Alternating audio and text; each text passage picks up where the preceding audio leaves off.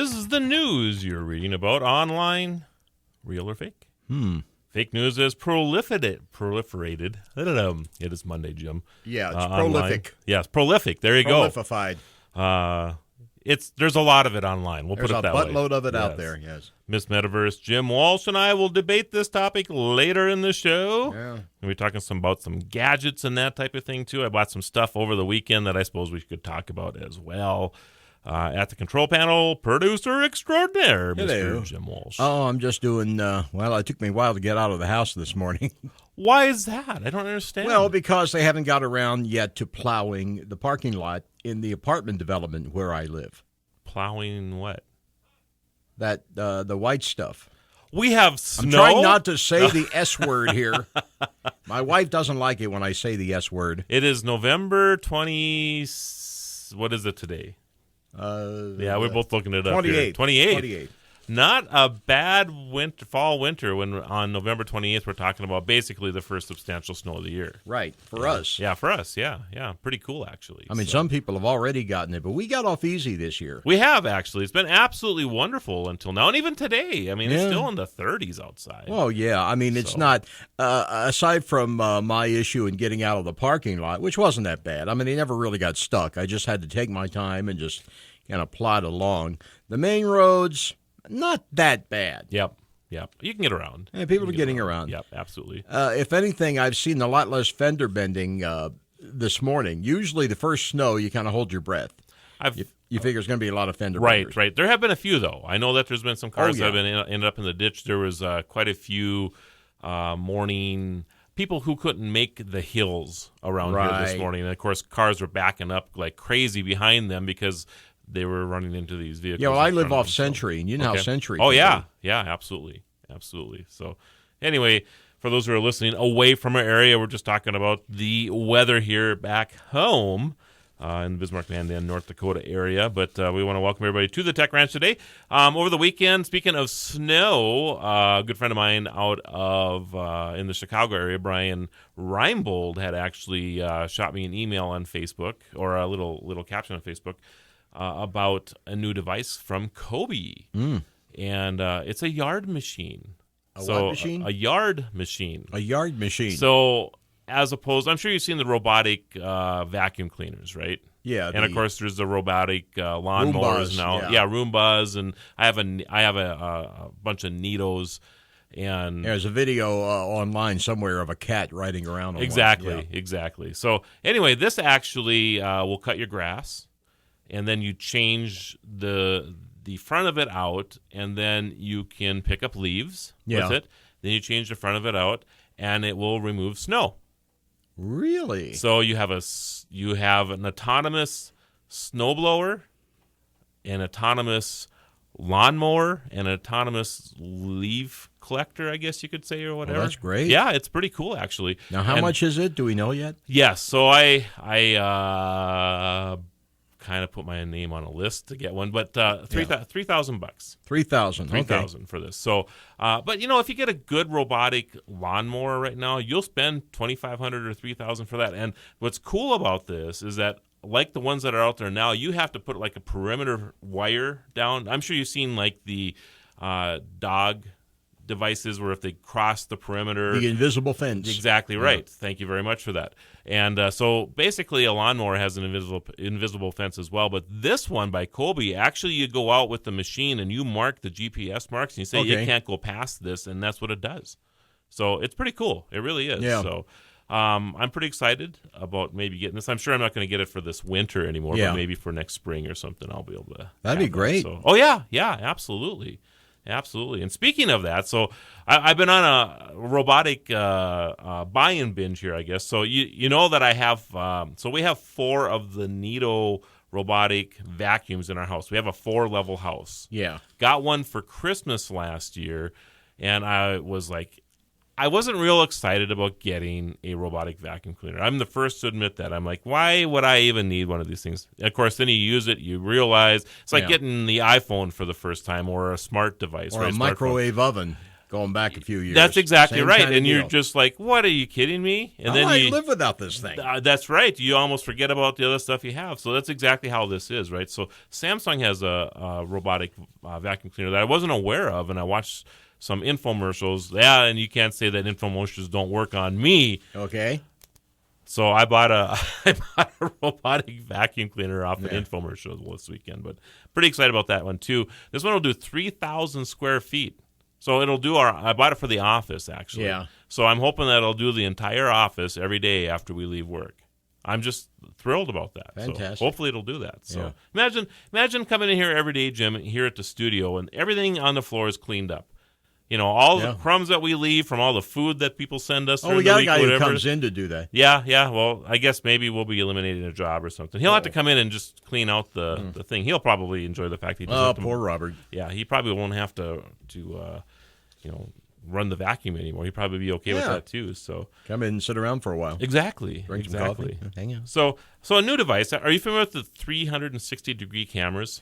I've heard. Oh, yeah. Okay. So instead of a camera like you and I are using right now off of, we're on Facebook Live, by the way, everybody. So if you want to hop on Facebook, you can actually watch us. Look at Jim right now. Pretty cool. So anyway, a regular camera, of course, has kind of a stationary lens. It sees in front of you. A 360-degree camera actually has a sensor in it that records 360 degrees. And you have to have kind of special software to look at this, or to watch or whatever. But imagine like going down a roller coaster, right? Yeah. And you're always looking forward. Well, wouldn't it be cool if you could just turn it around and look at the facial expressions of the people that are on there?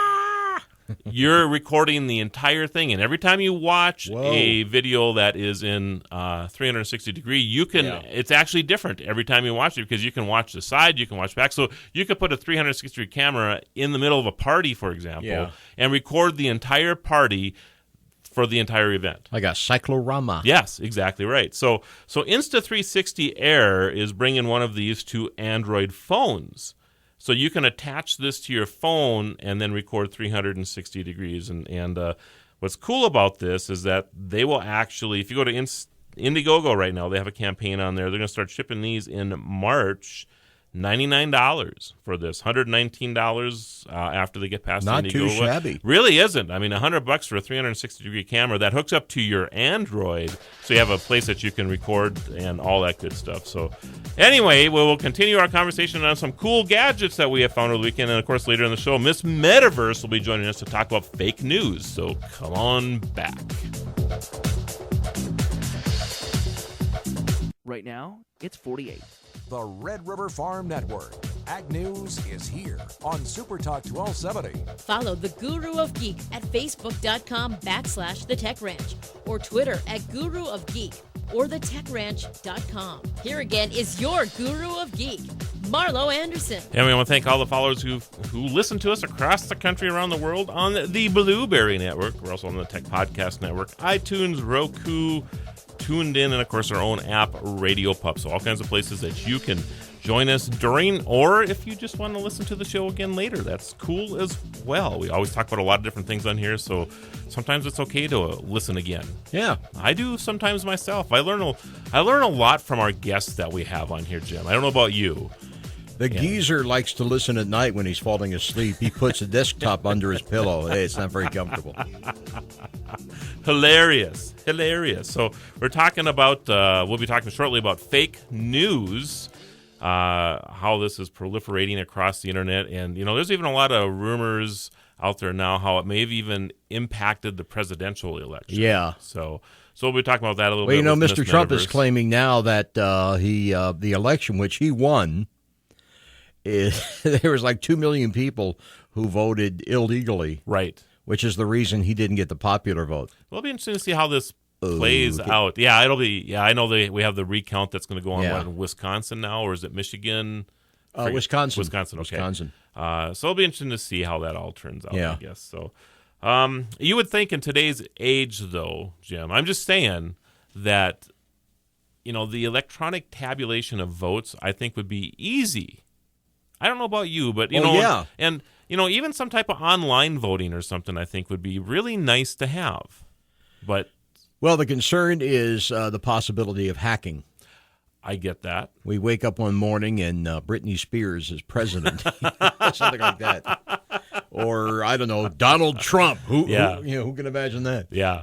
So it's interesting, actually. But I would just think in today's world that there'd be a way that could be done. Yeah. Where maybe there's one would think that, wouldn't one? Some type of identification. Yeah. You sit in front of your computer and you put your eyeball.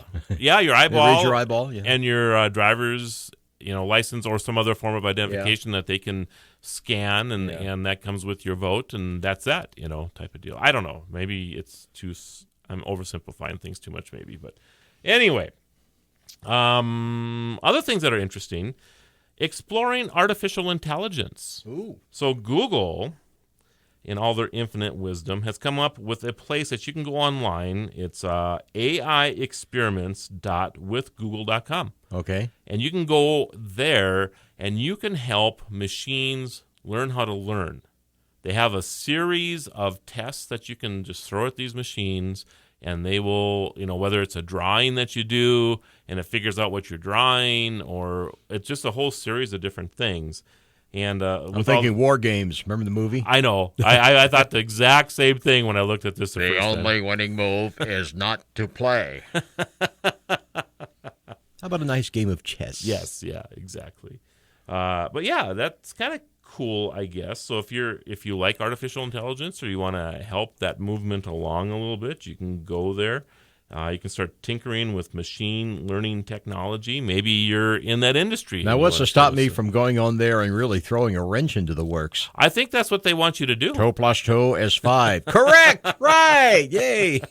I think that's what they're after, actually, is for you to do that type of thing. Really? And they want you to, maybe you have some ideas. Okay. And you can throw those ideas at them, too, about different games or whatever to help the machine learn. So, yeah, there's all kinds of interesting things. It's like a wiki thing. It is like a wiki thing. Where everybody pitches in, Yeah, crowdsourcing, whatever you want to call it. Crowdsourcing, Yeah, absolutely. And that's actually worked very well in some areas. In a lot of areas, actually. Yeah. There's a lot of businesses emerging now that would never have emerged if it wasn't for crowdsourcing, crowdfunding, all of this other stuff that's going on. So, I don't have a problem with crowdsourcing, actually, because I think it just brings a lot more ideas into the fold. Yeah, it's a more efficient way of reading the market. And I think people who would normally, we can get into this with fake news, too, in a little bit, and in fact we will. You have a voice online now that you probably never had before. I mean, you have the ability to amplify yourself if you want to, whether it's for your business or for you personally, whether it's for good or bad, whatever it is that you're after here. But you have that ability to do that in many different ways online like you've never had before. Yeah. That doesn't mean that anybody's going to listen to you. That's true. Boy, do I know about that. Okay. But sometimes, and I'm just going to talk about this real quick with the fake news thing. There was one of the bigger fake news events that happened was that Hillary Clinton was pushing protesters by busloads to Donald Trump's events. Yeah. That actually was a fake news event. What had happened was that somebody tweeted this out, stating that they thought they seen a bus pull up, and then these people came into the rally that were anti-Trump protesters, and it got viral. Right. And everybody started talking about it, and before you know it, the major news chains started talking about it, So, and totally false.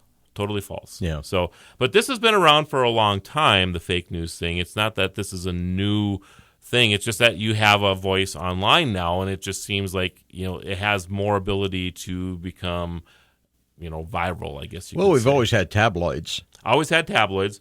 I have some great examples, by the way, of fake news. Saturday Night Fever.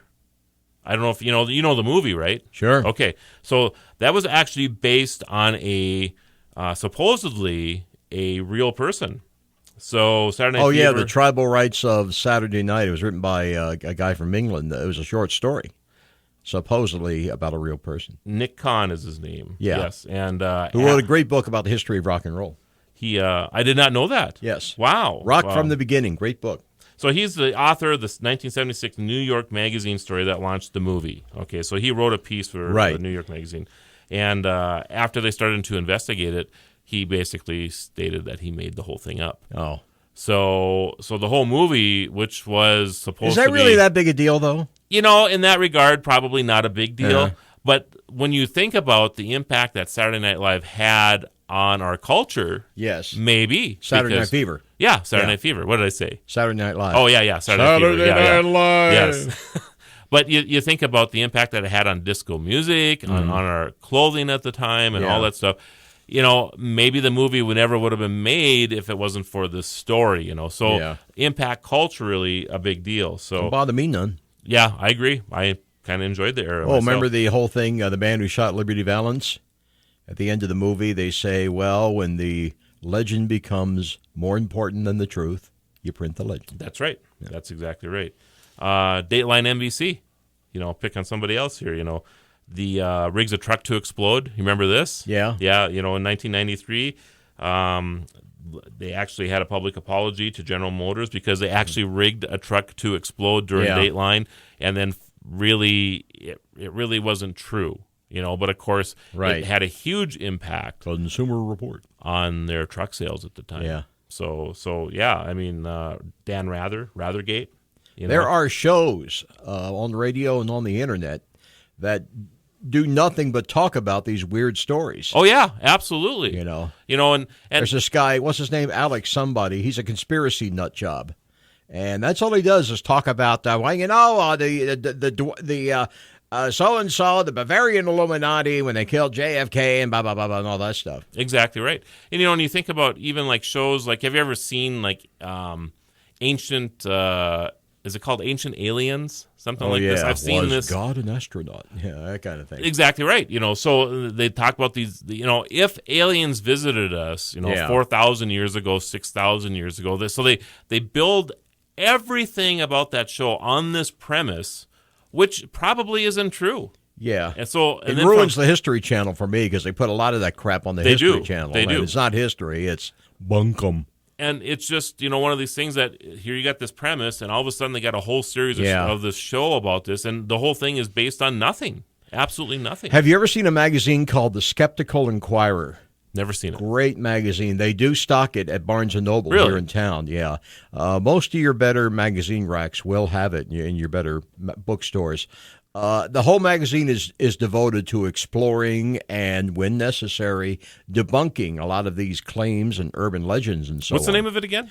Skeptical Inquirer. I'll have to check that out. So there's one online, too, called Snopes or Snopes. Snopes, yeah. S-N-O-P-E-S. There's also skeptic.com, which they also have a brick-and-mortar available magazine. Okay. But that's another very good one. Interesting. And I know for a fact that we'll be talking about this with Miss Metaverse as well. Yeah. You know, how to debunk these things. And this is the thing about fake news that's something that people really need to be concerned about. You know, when you share something like this, I think it actually, you know, isn't great for your credibility. I know. You know, I've had friends that have shared stories, and then I go back and I look at them and I'm like, that's not true. And I go back and I look at it and I provide something to them about that, and they're like, oh my goodness, you know, I just propagated an untrue story here, you know. Well, with talk show hosts, they're especially vulnerable because they're always looking for the red meat. Absolutely. To especially the guys, not so much me, because I'm not really I don't really do a political show per se. We may talk about politics, but we talk a lot about other things as well. But these guys who do the hardcore politics, they've been burned a lot because they see a story, you know, Obama blows his nose on the American flag. Right. And they run with it, Yep. not even thinking, well, it's true because I want it to be true. Right. And not even thinking that it may be a little malarkey.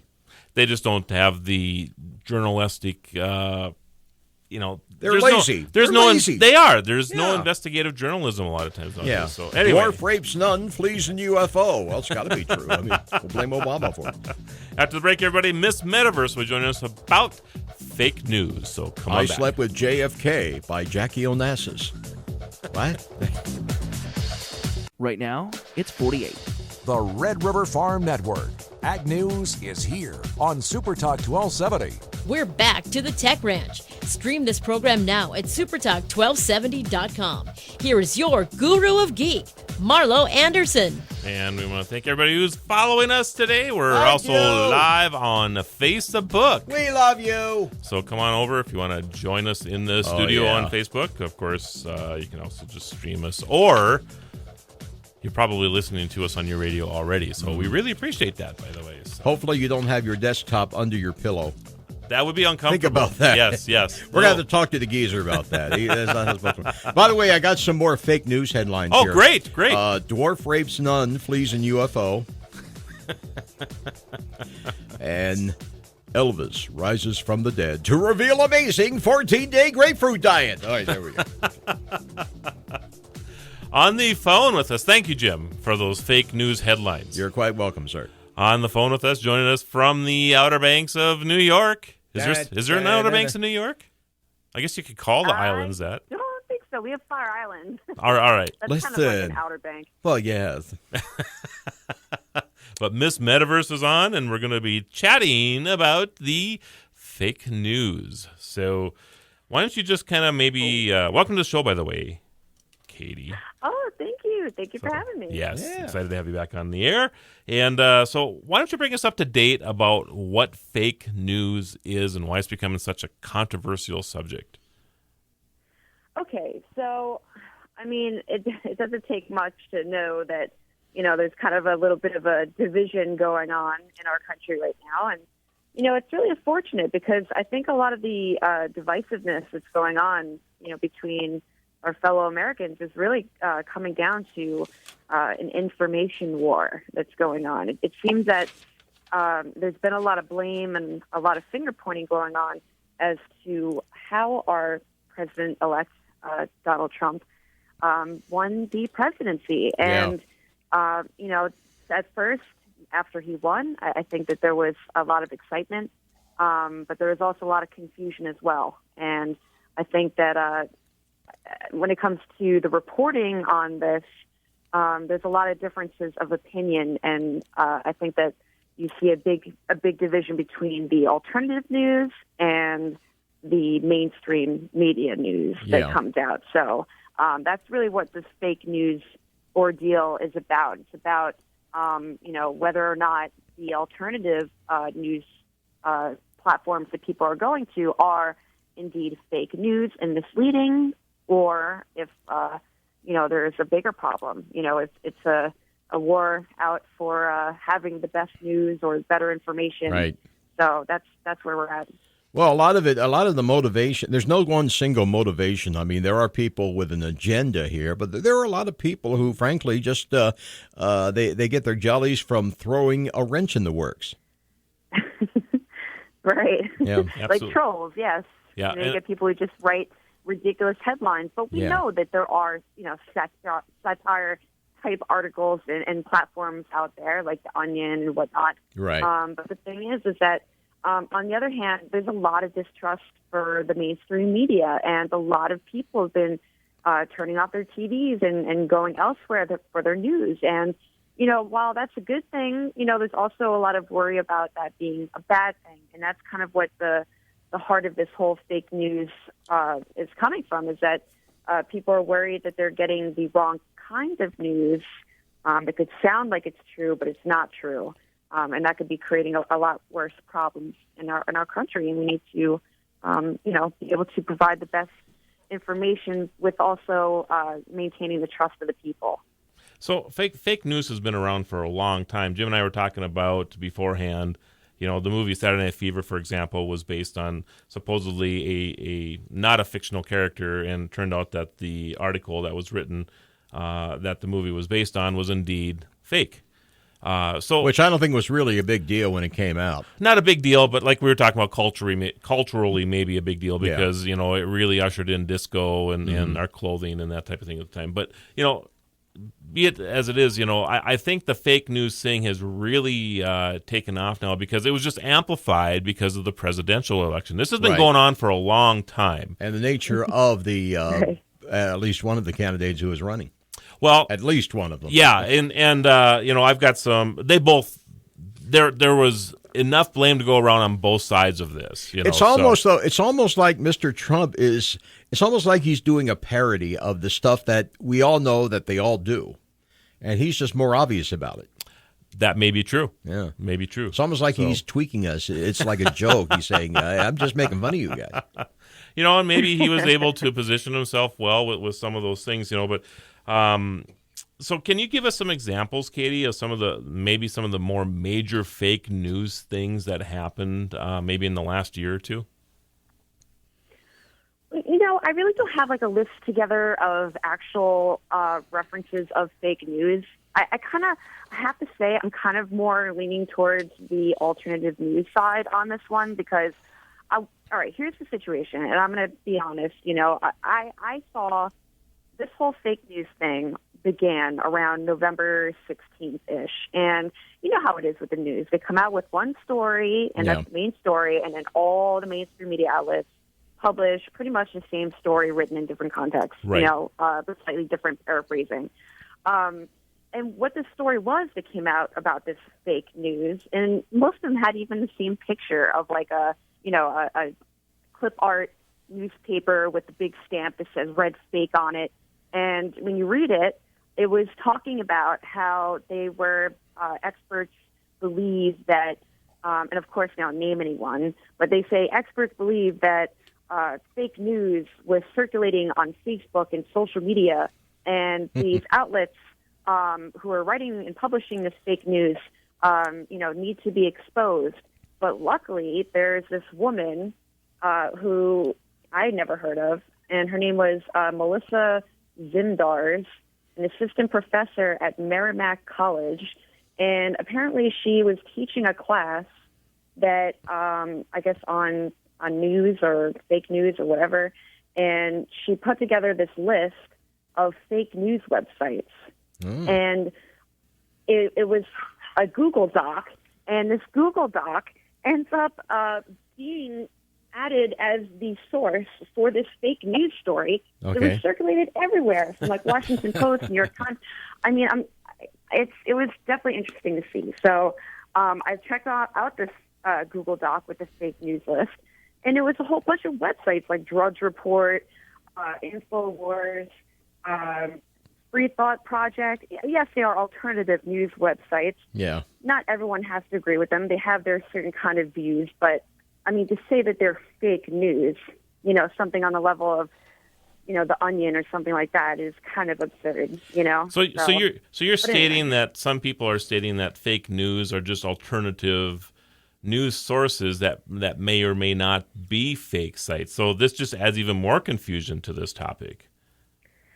Exactly. I mean, if you ask me, I think that, mainstream media has felt jeopardized by Trump winning. Yeah. They believe that a lot of alternative media reporting had a lot to do with it. And I think, the main thing is we have to keep in mind that all the polls, right, all the polls showed that Hillary Clinton was going to win. They said she was going to win in a landslide, like 98%. So I think that there was a lot of questions to be answered when this happened. And, sure. Whether it's just timing, I've always been more of like a little bit of a, abstract thinker with the bigger ideas on these things. But, let's just say it is very, very questionable to see that these websites be called out for being fake news when they may have had some type of influence on, showing people that Trump did have a chance of winning. I see. But that wasn't the truth. Interesting. So, Interesting. But there certainly is an element of fake news out there. I mean, take out these alternative news sources. I mean, there are certainly stories that emerge that are truly fake. And for the simple reason of sensationalism, and like you had stated, people are really turned off by mainstream media. So they're online looking through Facebook, and they see this little tag by a friend of theirs, and it states, "Hey, so and so did this or whatever," and you click on it. And the reason, I mean, they're basically hucksters that are clickbait. They're just wanting. That's exactly right. They want you to go to their website because as you go there and you read these stories, they sell you things. They have advertising on their site, whatever. So they're monetizing these fake stories, and that's kind of what's going on there. So after the break, everybody, Miss Metaverse, Jim and I will continue our discussion on fake news. The Red River Farm Network. Ag News is here on Super Talk 1270. Follow the Guru of Geek everywhere he goes. Post your comments or questions at thetechranch.com. Once again, your Guru of Geek, Marlo Anderson. It's all about fake news today, and we have Miss Metaverse joining us from New York, Jim Walsh in studio, and myself, of course, and we're just discussing this phenomena, I guess you could say, or maybe the fact that's just amplified because of social media. Jimmy, you and I were just discussing on the break here, so talk about this book a little bit. The book is called Extraordinary. It's a long title. The title is as long as your arm. Extraordinary Popular Delusions and the Madness of Crowds. So how do you... Written by a guy named McKay. I think he wrote it around the turn of the century, last century. Okay. And you were just talking about tulips. Yeah, the classic story... the tulip mania, which happened in the Netherlands, I think sometime in the 1600s. It's been years since I read the book. I have to go back and reread it. But to make a long story short, tulips became all the rage, and people were shelling out ridiculous amounts of money just to have a handful of tulips. So moving forward to today, and this fake news thing that we have going on, how do you see that relating to this? Well, it's human nature, and human nature doesn't change. I mean, the technology changes, what people want, that may change, but the human nature behind it, the motivations behind it, are very much a part of human nature, like wanting something that everybody else has, or wanting to believe something that the people you like believe. So Katie... the bandwagon mentality. Yeah, so Katie posts something, and I'm noticing this on Facebook or Twitter, and I'm like, oh my goodness, this is crazy. And because of that, I have this because I like Katie already, or we're friends or whatever, right? I tend to believe this story more. Yeah. So then I share it with my friends, and this is what catapults this whole thing into becoming a viral story. Well, let's say I'm a conservative politically, and I see National Review, which is the paper Bill Buckley published. And, of course, he's no longer around, but they're still going on, and they have a website. And if I like National Review, if I want to have that mindset, what's the word I'm looking for? If I'm already coming to it with that mindset and it's telling me things I want to believe, then I'm much more likely to give it credibility in my own mind. Gotcha. Okay, that makes sense.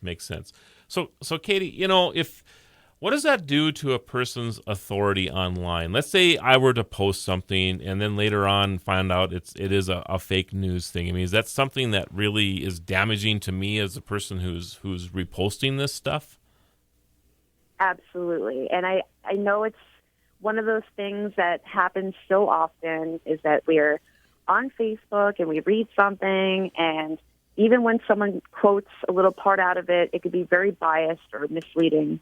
And people don't read the whole article. They'll read the headline, they'll read maybe a quote that's added with the post, but they won't actually go in and read the details. And that happened actually with something that Amy Schumer posted.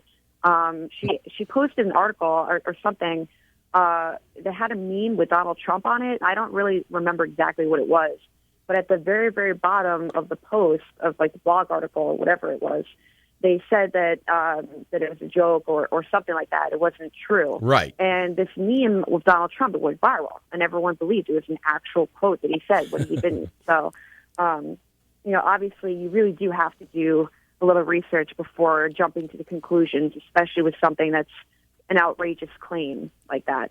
Well, 10 years ago, I remember there was a story that came out. There was a guy named John Lott who wrote a book about gun control, and he made the claim that he cited a study that claimed that the more people have guns, the less likely there is to be crime in a given community. Now, there may or may not be some credibility.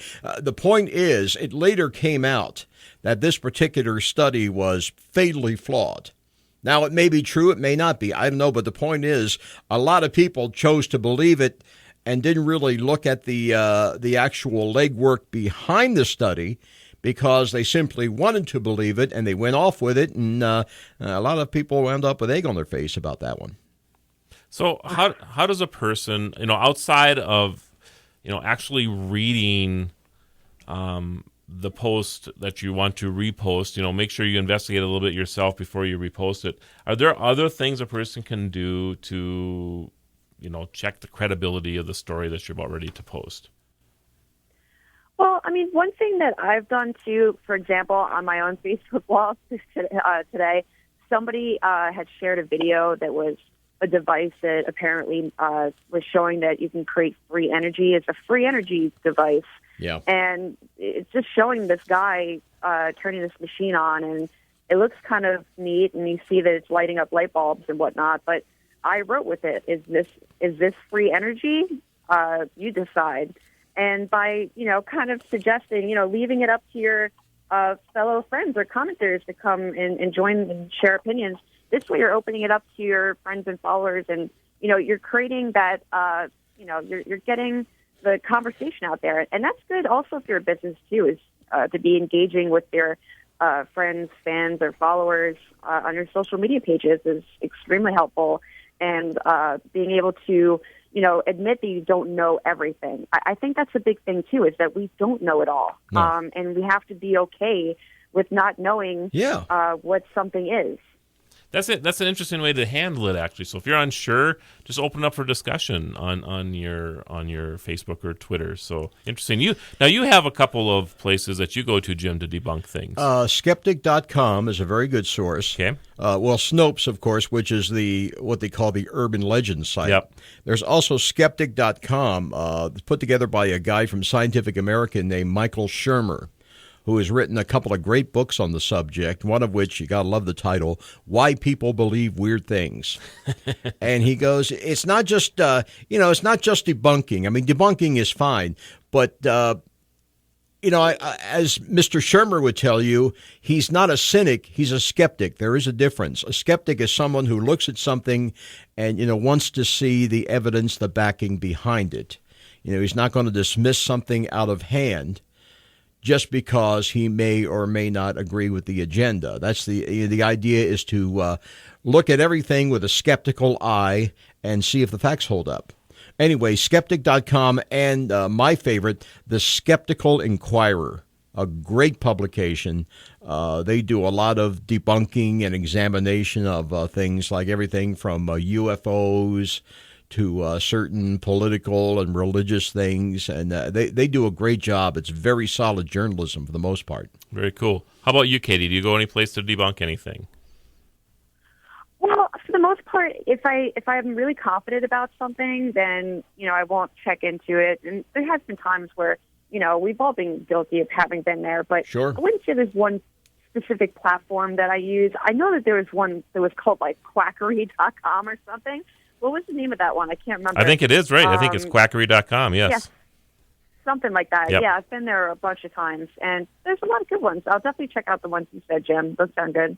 Thank you. Yeah, Snopes. I use Snopes all the time, actually, especially on a lot of the email stuff that I get. Because I have a lot of people that still share emails. I don't know if you guys have that issue too, but you'll not get something. So much now that you have Facebook. That's true, but I still have a few that share these emails out and about. And if I think it's too good to be true, I just go into Snopes and they'll usually debunk most everything that's on there. So at least give you the history behind why this is an urban legend or what have you. Right.